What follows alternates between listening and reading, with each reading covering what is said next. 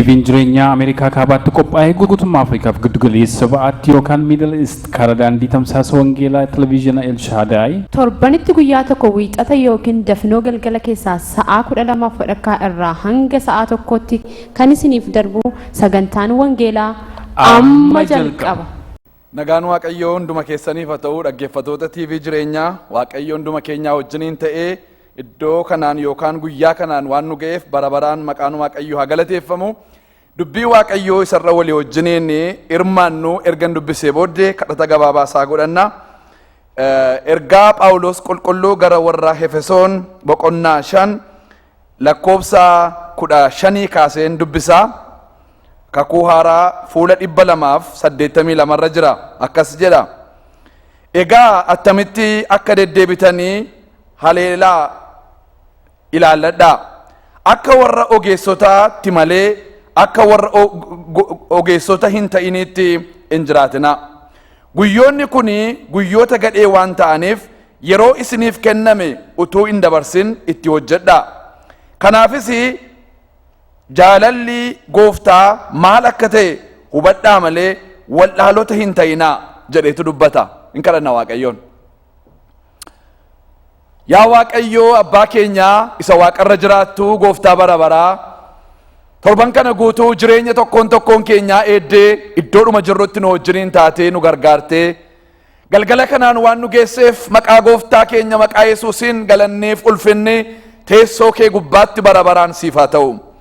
Carraa dubbii kee dhaga'ummoo waan nu laatteef ijoolleen kee Waaqayyo irraa kan baratanu hin ta'u nagaan ijoollee keetis hin baay'ata jedhamee caafamee akkuma jiru galgala kana immoo yaa Waaqayyo nu barsiisuudhaan nagaa keenya baay'isuu waan jaallatteef maqaa Iyesuus Kiristoosiin bara baraan galanni siif haa ta'u. Sagaleen kee immoo danqaa tokko malee ol waaqarraa gara tokkoon keenya maqaa gooftaa Yesuusiin haa dhufu. Anis dubbii kee qajeelchee dubbachuudhaaf na gargaari. Warri kana dhaga'u immoo dubbii keetiin akka isaan jiraataniif ayyaana kee isaaniif kenni. Maqaa isaatiin nu jaallatte maqaa gooftaa keenyaa maqaa Yesuus Kiristoosiin ameen. Har'aaf torbanarraa yoo Waaqayyo nu gargaare baricha bituu isa jedhu irratti dubbii Waaqayyoo irraa dubbadha. Baricha bituu kennaan Waaqayyoo ilmaan namootaatiif kennu inni guddaan yeroodha. Waaqayyoo yeroo nuu kenne jechuudha. Har'a jiraachuun keenya yookaan immoo jaarraa kana keessa jiraachuun keenya akka tasaa waan ta'e miti. Waaqayyo uumamuu biyya lafaa duratu utuu uumama hin uuminitu waan uumuudhaaf jedhu waan gochuudhaaf jedhutu akeekeetu macaafa isaa irratti barreesse akka sagaleen Waaqayyoodhaa dubbatutti. Wanta hundumaa uumamuu biyya lafaa duratu hojjetee fixe Waaqayyo. Yeroo biyya lafaa uumu Waaqas uumee lafas uumee uumama jira hundumaa uumee guyyaa ja'affaatti immoo nama yeroo uumu waan uume waan kanaan dura akeeke hundumaa waan kanaan dura hojjete ofii isaatii xumure hundumaatu deebi'ee immoo nama wajjiniin jalqabe haaraa godheetu Waaqayyo. Isa ofii isaatii raawwateedha, isa ofii isaatii fixeedha, nama wajjiniin immoo deebi'eetu jalqabe. Egaan yeroo nama wajjiniin jalqabu nama wajjiniin kanaan dura isa fixetu deebi'ee jalqabe sababa ta'eef inni jechuu barbaadu wanti hundumtu dhumeera jechuudha. Namni yoom dhalatee yoom akka inni du'u, namni maal biyya lafaarra yeroo jiru keessatti immoo akka hojjetu, namni yeroo jiraatu keessatti waggaa meeqa akka qabaatu, eenyurraa akka dhalatu, biyya kamiin keessa akka jiraatu hundumaa Waaqayyo ofii isaatii kanaan dura waan inni hojjete raawwateedha jechuudha. Kanaaf nuyis akka Waaqayyo kanaan dura akeekee of duraa qabutti maqaan isaa bara baraan kan eebbifame haa ta'u. Bara kana keessa lafarra jiraanne guyyoonni keenya gaan muramaadha Waaqayyoon duratti, barri keenya lakkaa'amaadha. Kanaaf bara nuu kennametti hojjechuun akka nurra jiraatuuf bara nuu kenname bituun akka nurra jiraatu sagaleen Waaqayyoodhaan nutti hima. Phaawulos warra Efesooniif yeroo barreessu kutaa kana keessatti keessumatti lakkoofsa 16 irratti guyyoonni kun guyyoota gadhee waan ta'aniif yeroo isiniif kenname utuu hin dabarsinii itti hojjedhaa'edha. Yeroon isinii kennaman kun hundumtuu guutummaatti yeroo hojiiti jechuu isaati. Yeroo akkasumaanii hin laanne Waaqayyo. Yeroo akkasumaanii. Kanaaf iyyuu yeroon keenya guutummaatti yeroo hojiidhaa ta'uusaa beekuutu nurra jiraata. Hojii yeroo jennu immoo waanuma barbaanne kan itti hojjennu osoo hin taane yaada Waaqayyoo duwwaa itti hojjechuudhaaf yeroon akka nuu kenname beekuutu nurra jiraata. Kanaaf kennaan nuu kenname inni guddaan yeroodha. Hin darba yeroon kun immoo har'iyatuutti hojjetin yoo dabarsine har'a deebinee fiduu hin dandeenyu. Baroota jiraannu keessatti har'iyatuutti hojjetamin darbee jedhameetu macaafa Waaqayyoo irratti barreeffama. Sa'aatiin tokko hojiidhaaf nuu kenname utuutti hojjetamin yoo darbame sa'aatii sana deebinee fiduu hin dandeenyu baroota kana booddee jiraannu keessatti. Kanaaf firoota koo wanti nuyi har'a beekuu nurra jiraatu guyyoonni nuu kennaman yeroon nuu kenname hundumtisaa guutummaatti yeroo hojii ta'uusaa beenne yericha binnee immoo yericha keessatti hojjechuutu nurra jiraata. Yerichi yookaan barichi bara gadheedha jedheetu dubbata. Hojiidhaaf yoo nuu kennaman iyyuu yeroon kun immoo yeroo gaariidha. Yeroo walqixxaadha. Yeroo mijataadha. Yeroo toora galee jiruudha. Hojiidhaaf isin hin danqu. Hojiidhaaf wanti isin rakkisu tokko iyyuu hin jiru jedhee miti kan inni dubbatu sagaleen Waaqayyoodha. Yerichi yeroo gadheedha. Barichi bara gadheedha. Barichi bara rakkisaadha. Danqaa baay'eetu jira. Rakkina baay'eetu jira. Gidiraa baay'eetu jira. Kanaaf maal godhaa jedha bitaa jedheetu dubbata. Bitaa. Yoo bituudhaa baattan keessatti hojjettan jechuusaati. Bitaa. Maaliin binnaa baricha isa duratti walii wajjiniin bal'inaan hin ilaalla. Kanaaf saba Waaqayyoodha inni guddaan Waaqayyo isiniif kenne yeroo ta'uusaa beeka. Yeroo keessan isa kaleessaa, yeroo keessan isa dheengaddaasa waggaa darbeetti achi deebitanii yoo laaltanii attamitti darbee yeroon keessan maal faatti dabarsitanii yeroo Waaqayyo isinii kenne yeroo dinqisiisa. Yeroo Waaqayyo isinii kenne yeroo gati jabeessa. Yeroo Waaqayyo isinii kenne si'a tokko yoo nama harkaa ba'e deebisanii fiduu waan hin dandeenye. Namni har'a yoo horii dhabe bor deebi'ee argachuu danda'a. Namni har'a yoo beekumsa dhabe bor deebi'ee argachuu danda'a. Waan baay'ee namni yoo har'a dhabe bor deebi'ee argachuu danda'a. Yeroon har'a bade garuu bor deebi'een argamu beeka. Hamma kanatu minyaadha yeroon. Yeroo isa minyaa isinii kenne Waaqayyo. Kanaaf iyyuu yeroon keenya maalitti darbaa jira? Maalitti balleessaa jirra? Maalirra oolchaa jirra? Yeroo keenya gara caalaa maaltu nurraa fudhataa jira? Eessa oolaa jirra yeroo nuu kenname keessatti? Maal godhaa jirra yeroo nuu kenname keessatti? Maal dubbataa jirra yeroo nuu kenname keessatti? Maal yaadaa jirra yeroo nuu kenname keessatti? Maal akeekaa jirra yeroo nuu kenname keessatti? Ilaaluun barbaachisaadha. Faarsaa Daawit boqonnaa 90 lakkoofsa 10 irratti yoo ilaaltanii Daawit yeroon keenya yookaan barri keenya gabaabaadha jedha. Waggoonni keenya 70 yookaan 80 jedheetu giddugaleessa umurii namaa dubbata Daawit. Erga dubbatee booddeemu isaan iyyuu jedhe garri caalaan isaanii rakkinaaf gidiraadhaan darbu jedhe. Yeroon ariifateetu sokkaa jedhe. Yaa Waaqayyoodha Waaqayyoodhaan attam umurii keenya taakkuu tokko duwwaa gootee jedheetu dubbata. Gabaabduu akka isheen taate dubbata yeroon gabaabduu. Taakkuu tokko duwwaadha jedhe. Yeroo taakkuu Waaqayyoon safaramu inni nuyi 80 70 jennee lakkoofnu kuni taakkuu tokko duwwaadha. Taakkuudhaan safarte umurii ilmaan namaa. Umuriin namaa kuni akkuma qilleensaa shuf jedheetu darbaa jedheetu dubbata. Barri nuu kenname gaan bara lakkaawwamtuudha taakkuudhaan. Bara dhunnumaan safaramu miti. Bara dhunnumaan safaramu. Bara meetiriidhaan lakkaa'amu miti. Bara taakkuudhaan lakkaa'amtu. Bara xinnoo nuu kenname firoota koo. Bara xinnoo, bara gabaabduu. Bara shuu jedhee akka qilleensaa darbuudha. Barri nuyi keessa jiraannu. Bara darbu keessa jirra nuyi har'a. Bara darbu keessa jeenyeetu bara hin dabarre hojjenna. Haleluuyaa. Bara hin dabarretti adeemaa jirra. Bara hin dhumnetti adeemaa jirra. Jireenya bara baraatu warra qajeelota eegaa jira. Qulqulloota warra ijoollee Waaqayyoodhaa ta'an. Har'a garuu barri ilmaan namaa murtaa'aadha. Bara kana keessatti isa bara baraa sana akka nu hojjennu barbaada Waaqayyo. Isa bara baraan annee keessa jiraannu sana. Maqaan Waaqayyoodhaa bara baraan kan eebbifame haa ta'u. Faarsaa Daawit boqonnaa 39 lakkoofsa 4-5 irraa immoo akka jedhe Daawit nan dubbisa isa kana. Waa'ee bara waa'ee guyyoota isaaf kennameetu kadhata Daawit. 39 4-5 akka jedha yaa Waaqayyo dhuma jireenya koo barri jireenya koosi hammam akka ta'e ana beeksisi. Attam dafee darbuu fi akka jirusi na barsiisi. Kunoo ati bara koo dhundhuma tokko goote. Barri jireenya koosi fuula kee duratti wayimiti wayittiin galu jedheetu dubbata. Yaa Waaqayyo jedha. Dhuma koo na agarsiisi dhuma bara kooti. Yoom dhuma barri koo yoom xumuramaa innoo hin ariifataa jedheetu dubbata. Attam akkas ariifataa jedheetu Waaqayyoon kadhataam Daawit. Waaqayyo wajjin haasa'a. guyyoonni naa kennaman attam xinnoodha yaa Waaqayyo dhuma saammoo na agarsiisi taakkuu tokko duwwaatu goote dafeetu darbaa jedheetu haasa'a.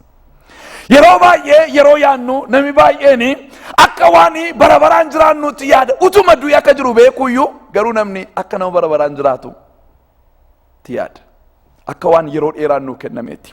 Sagaleen Waaqayyoo garuu umuriin keenya biyya lafaarratti gabaabaa akka ta'etu dubbata. Yoom biyya lafaarraa akka deemnu hin beeknu. Kanaaf iyyuu wanti nuyi beeknu sirriitti amma jiraachuu keenya. Tarii iyyuu amma duwwaa ta'e guyyaan jiraachuu keenya biyya lafaarraa maal qabnaa laata hojii gaarii hojjenne. Dhumarratti kana hojjechuutu narra jiraata waan jennu kun otuun hojjetamin hin deemu waan jennu maal qabnaa laata. Yeroo tokkotu namni tokko dhukkubsateetu mana qorichaa dhaqe. Dokteerii isaa argee dhibeen isaa hundumtuu ilaalamee fi dhukkubi isaa argameetu dokteeriin isaa qoricha kenneef qoricha kana liqimsitaa ergatti mee booddee qoricha kana bara kee guutuutu liqimsitaa jedheen bara kee guutuu liqimsitaa jennaan hin gadde namichi gar malee hin gadde attamittanii bara koo guutuu qoricha kana liqimsitaa jedhe. Dokteerichi nama Waaqayyooti nama gooftaati. hin gaddi ta'e sababan akkasiin jedhee fi jedhe eeyyee baay'ee hin gaddi akka malee hin gadde attamittan bara koo guutuu qoricha kana liqimsaanii jennaan barri kee meeqa akka ta'e beektaa jedheen dokterichi beektaa barri kee meeqa akka ta'e jedheen guyyoota kee beektaa itti jedheen maaf gaddi ta'e yoom akka deemtu biyya lafaarraa beektaa jedheen namichichi bara dheeraa waan jiraatuuf itti fakkaateetu attamittan bara hamma kana guutuu qoricha kana liqimsaa jedheetu yaadde barri isaa meeqa akka ta'e yoo gaafatan garuu hin beeku. Nu hundumti keenya barri keenya meeqa akka ta'e hin beeknu garuu akka baay'ee jiraannutti yaanna yeroo baay'ee jiraannutti. Ani isinitti hima namoota Waaqayyoodha qulqulloota Waaqayyoodha. Yoo har'a duwwaa ta'e jiraachuun keenya biyya lafaarra yoo har'a duwwaa ta'e akka nama har'a malee yeroo hin qabneetti yaanne hojii hojjechuutu nurra jiraata. Maqaan Waaqayyoodha bara baraan kan eebbifame haa ta'u. Hojii hojjechuu kanatu caala isa jennu. kanan godha Waaqayyoofi kanan godha dhalootafi kanan godha sabafi kanatu yaada Waaqayyooti kanatu na keessara kun buluun qabu kun ooluun qabu waan jennu hojjechuutu nurra jiraata. Yeroo baay'ee beellamatu dabarsina waggaa har'an hojjedha waggaa lamarraan hojjedha jenna waggaa lamarraa garuu jiraachuu keenya waan beeknu hin qabnu. Yeroon nu kennamte gabaabduudha taakkuu tokko duwwaadha maaloo dhuma isaan baraa jedha Daawit dhuma isaan baraa utuun hin hojjetin akkan hin deemneef jechuu isaanitti fakkaataanaan waanan gochuu barbaadu waanan gochuuf saganteessu utuun saganteessu utuun yeroo isaa dheeressu umuriin koo akka isheen hin dhumne jechuu isaati. Kanaaf saba Waaqayyoodha yeroo keenya bituutu nurra jiraata. Utuun kitaaba tokko dubbisuuni namichi tokko waa'ee faarsaa Daawit boqonnaa 90 lakkoofsa 10 irratti barreeffame irrattitu waa barreesse boqonnaa 90 lakkoofsa 10 irratti barreeffame umuriin nama 70 yookaan 80 isa irratti barreesseetu namni guddachuudhaaf yoo xinnaate waggaa 15 isa fudhata amma waggaa 15tti barnootuma yoo barate malee homaa waan hojjetu waggaa 20 immoo namni irribattitu fixaa yoo xinnaate namni sa'aatii 6 rafa yoo xinnaate inni itti tole immoo sa'aatii 8 rafa isaa ol immoo namni rafu iyyuu baay'eedha. Giddu galeessi irriba namootaa garuu yeroo baay'ee sa'aatii 8. Kanaaf sa'aatii 8 gaafa irrigu waggoonni 20 immoo irribatti dhumaniidha. Waggoota 6 immoo keessumatti biyya guddate keessa warri jiraatanii ibsaa diimaarra dhaabannee hammanni jijjiirutti utuu eenyutu waggaan 6 immoo dhumaadha. Waggaan 6 immoo dhumaadha. Ibsaarra turuun amma nama fudhatadhee yaadeen beekuun.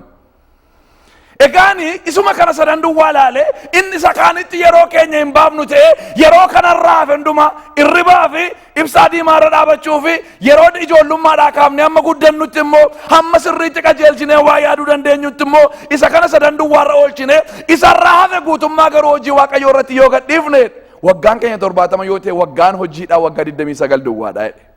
Waggaan keenya 80 yoo ta'e immoo waggaan hojiidhaa waggaa 33 duwwaadha jedhe. Egaa nuyi amma kana yoo hojiitti waan balleessinu miti wanta baay'eetu dhufee keessaa nyaata keessaa fudhata. Waggoonni hojii keenya waggoota meeqa ta'uu laata? Barri hojii nuyi itti hojjennu waggoota meeqa ta'uu laata firoota koo? Kanaaf baroota keenya ilaallee baroota keenya bituun akka nurra jiraatutu sagaleen Waaqayyoo dubbata. Boqonnaa 15 irratti gaanii maaliin barabinna lakkoofsa 15 irratti waan ittiin barabinnu isa tokkoffaa yeroo nutti himu sagaleen Waaqayyoodha. Akkamittiin akka deddeebitanii haleelaati ilaalladhaa jedha. Akkamittiin akka deddeebitan. akka ijoollee ogeessotaatti malee akka ijoollee gowwootaatti hin jiraatinaa. Jireenya lamatu jira. Jireenyi inni tokko jireenya warra ogeessotaati. Jireenyi inni kan biraan immoo jireenya warra gowwootaati. Warri gowwootaa yeroon isaanii akkasumatti jalaadhuma. Yeroon isaanii akkasumatti jalaadhuma. Warri ogeessotaa immoo yeroo Waaqayyo isaanii kennetti akka ta'utti dhimma itti ba'aniitu yeroo isaaniitti gargaaramaniitu biyya lafaarraa sokku. Kanaaf Phaawulos ergamaanii akkamittiin akka jiraattan egaa akkamittiin akka deddeebitan haleelaati, cimsaati, gadi fageessaa qoraati ilaalaa. Akkuma taphiitti ilaalinaa kanadha. Akkuma taphiitti ilaalinaadha. Cimsaati kana ilaalaadha, gadi fageenyaan qoraa jedha. Akka ijoollee ogeessotaatti malee akka ijoollee gowwootaatti hin deddeebiinaa jedheetu dubbata. Ogummaan beekumsa miti. Beekumsi odeeffannaa baay'inaan qabaachuudha beekumsi. Beekumsa abaluu beekumsa guddaa qaba yeroo jennu odeeffannaa yookaan informationii isa jennutu guutummaatti qabaate jechuudha. Ogummaan garuu beekumsa sana hojiirra oolchuudha. Fakkeenyaaf namni waa'ee fayyaa baratee beekumsa guddaa qabu yookaan dokteeronni namooti sigaaraa xuuxuudhaan yookaan sigaaraa aarsuudhaan hamma miidhame akka isaan irra ga'u akka ta'utti gadi fageenyaan beekumsa isaa qabu. Miidhaan isaan irraa hin ga'u. Umurii isaan irraa amma mir'isuu akka ni danda'u hundumaa gadi fageenyaan beeku. Beekumsa kanaan guutamaniiru. Baay'een isaanii garuu ofii isaaniitti utuu xuuxaniitu argina. Inni kun maal qaba? Beekumsa qaba. Garuu ogummaan isatti irratee jira. Waan barate sana hojiirra oolchuu hin beeku. Namootatti himuu beeka, namoota gorsuu beeka, namoota ittiin oolchuu beeka. Ofii isaatii garuu itti gargaaramuu waan hin beekneef namni akkasii nama gowwaadha jedha Macaafa Qulqulluun. Kanaaf ogummaan waan baratan tokko hojiirra oolchuudha ogummaan. Gooftaa Yesuustu akka jedhe. Gooftaa Yesuustu nama lamatu mana ijaarrateedha. Fakkeenyaan dubbata. Nama lamatu mana ijaarrateedha. Inni tokko cirracha irratti ijaare mana isaa jedhe. Inni tokko immoo dhagaadhaan tolchee kaaseetu hundee isaa jabeesseetu dhagaadhaan ijaare inni tokko immoo jedhe. Lamaan isaanii iyyuu beekaa mana ijaaraniiru. Irra keessa isaa bareedaadha. Iddoon ciisichaa isaa, kutaan taa'umsa isaa, kutaan itti nyaata qopheessan, kutaan dhiqannaa isaati. Bantiin manaasaa qalamiin dibame hundumtuu akkisaa hundumtuu namatti hin tola. Namoonni ilaalanii manichi lamaanuu mana lamaanuu dinqisiifatu, mana lamaanuu raajeffatu. Manicha adda wanti godhu garuu hundee isaati. Inni sun cirracha irratti ijaarame, inni kun immoo hundeen isaa toleetu dhagaadhaan ijaarame. Hundeen hin mul'atu. Namni mana yeroo bitatu kutaa ciisichaa namatti agarsiisa, kutaa taa'umsaa agarsiisa, kutaa dhiqannaa agarsiisa, kutaa nyaata qopheessaa agarsiisa, manicha keessa deemseetu hundumaayyuu namootatti agarsiisa. Wanti inni kutaa mana sana keessa namatti agarsiifne yoo jiraate hundeedha. Hundeen hin mul'atu. Hundeen hin mul'atu. Hundeen faayidaan isaa namatti hin argamu. Hundee irratti garuu gatii baay'eetu irratti ba'a yeroo ijaarani mana. Hundee irratti humna baay'eetu irratti dhuma hundee irratti. Hundeen garuu hin mul'atu, hin argamu namatti. Bu'aan isaas namatti hin argamu. Bareedinni isaas namatti hin argamu. Hojiin isaas namatti hin argamu. Faayidaan isaa namatti hin argamu hundeen. Manni inni tokko hundee qaba. Manni inni tokko immoo hundee hin qabu. Qilleensatu qilleensee jedha manichi. Bubbeetu bubbisee. Bokkaan roobee immoo lolaan dhufeetu manichatti bu'ee jedha. Lamaan isaattu bu'e. Qulqulloota yookaan kiristiyaanota taanee biyya lafaarra yeroo jiraannu wanti biyya lafaarra ga'u hundumtuu nurra hin ga'a. Nurra hin ga'a. Mana isa hundee qabu irra sin ga'e, mana isa hundee hin qabne irra sin ga'e. Manni inni hundee hin qabne sun garuu hin jigee jigaatiin isaas adda ta'e jedha. Baddubaasa ta'edha sagaleen Waaqayyoodha. Inni isa sanattis bu'eera. Qilleensis itti bu'eera. Bubbeenis itti bu'eera. Lolaanis itti bu'eera. Manichi garuu hundeen isaa jabaatee waan jiruuf dhagaa irratti waan ijaaramneef hin sochoone jedha. Hin sochooneedha. Ilaa manni inni kun jedhe gooftaan warra dubbii koo dhaga'ee itti jiraatudha jedhe. Warri manni inni kun immoo warra dubbii koo dhaga'anii itti hin jiraanneedha. Dhaga'uu irratti lamaanuu wal qixxee dhaga'aniiru. Qabu jechuudha beekumsa isaa lamaanuu. Beekumsa isa ganagaa. Warri sunis beekumsa isaa qabu. Inni cirracha irratti ijaares beekumsa isaa qaba. Inni kunis beekumsa isaa qaba. Isa kana maaltu adda godhee waan barate sanattitu jiraate inni hundee isaan ijaaraa jedhe. Inni kun immoo barateera beekumsa isaa qaba. Amma akka isa barbaachisu hundumaa beeka. Namitti himuun barbaachisu gadi fageenyaan beekumsa isaa qaba. Nama isa kaanitti tolchee himuu danda'a. Ofii isaatii garuu hundee isaa hin ijaarre. Kanaaf manichi hin jigee jedha sagaleen Waaqayyoodha. Hin jigee. Sagaleen Waaqayyoodha baricha bituudhaaf jedha. Akka ijoollee ogeessaatti deddeebi'aa nuun jedha. Akka ijoollee ogeessaatti. baay'een keenya hin tajaajilla, inni kaan hin faarfata, inni kaan hin lallaba, inni kaan waldaa kiristiyaanaa geggeessa, inni kaan kennaa raajii qaba, inni kaan kennaa abjuu qaba, kennaa garagaraatiin waldaan kiristiyaanaa guutteetti. Dubbiin Waaqayyoo yeroodhaa yerootti jireenya keenya irratti facaa dubbii Waaqayyoodhaa beennaa. Hammam dubbii Waaqayyootti jiraanne Waaqayyoo namoota dubbii isaatti jiraatan barbaada. Isaan kuni ogeessota, maqaan Waaqayyoodhaa bara baraan kan eebbifame haa ta'u. Warri dubbii Waaqayyoo kana dhaga'anii itti jiraatanii hojiitti jijjiiranii isaan bara kamiinuu bituu danda'u. Sababiin isaa maaliif? Ogummaadhaan deddeebi'u. Ogummaanis dubbii Waaqayyoo kana. Ogummaan dubbii Waaqayyoo kana.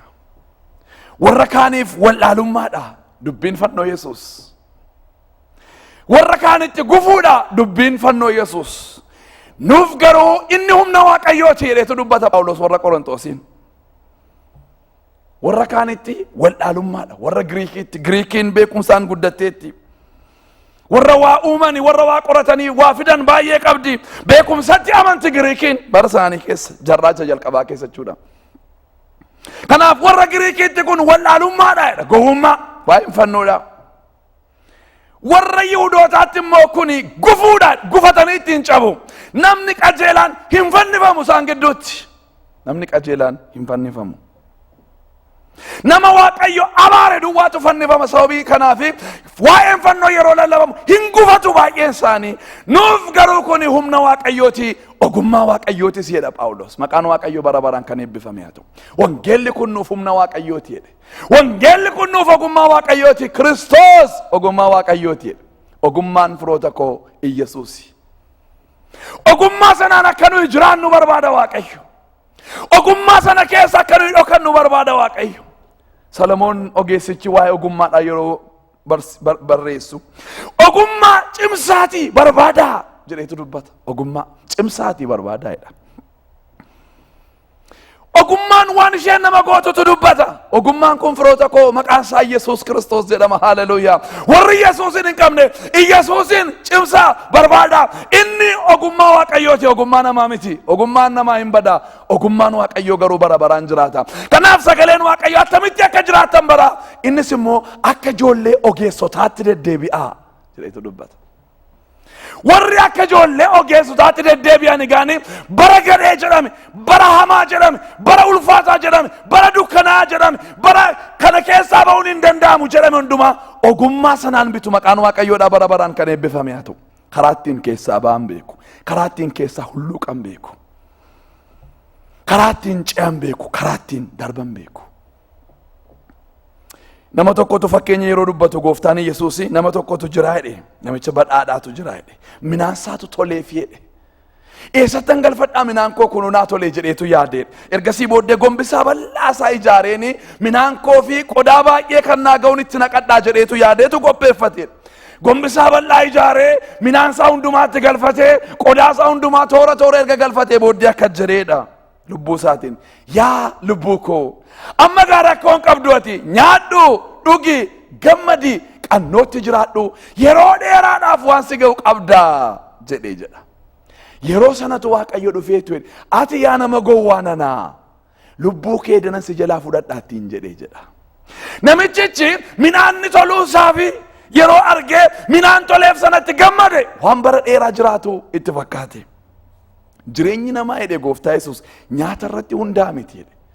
Jireenyi namaa jedhe waan lafa kanarraa argamutti hundaa miti jedhe. Hundee ta'uu hin danda'an jedhe. Hundeen isaa Yesuus. Maqaan Waaqayyoodhaa bara baraan kan eebbifame haa ta'u. Namichichi ogummaa itti fakkaate. Mana bal'aa ijaaranii minaan itti naqachuun minaan tuulanii kaa'uun ogummaa itti fakkaate. Ogummaan garuu inni namichichaa maal jedhe ati jedheen waldhaalaadha. Ati nama gowwaadha jedheen. Ati ofii keetiif badhaadhaa taate jedheen. Ofii keenyaaf akka nuyi badhaadhaa taanu hin barbaadu Waaqayyo. Warra ofii isaaniitiif badhaadhaniin gowwoota lama Macaafa Qulqulluun. Eenyuuf akka nuyi badhaadhota taanu barbaada?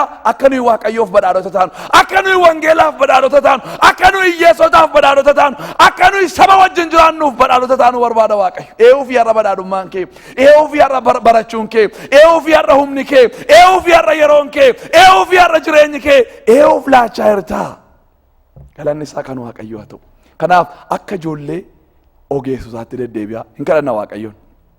Yaa Waaqayyoo si galateeffannaa dubbiin kee baricha bitaa nuun jedha.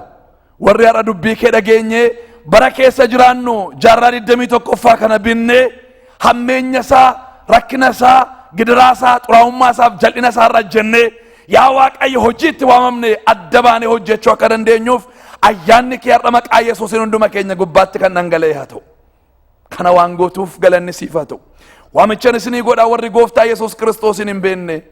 Ogummaa Waaqayyoo isa ta'e Kiristoosin namoonni hin beekne yoo jiraattanii har'a garuu ogummaa kanan barbaada namoonni jettanii kadhannaa kanaa wajjin kadhadhaa. Yaa Waaqayyo galanni siif haa ta'u. Gara kee dhufeera har'a na simadhu. Maqaa koo mazgaba jireenyaa irratti caafi.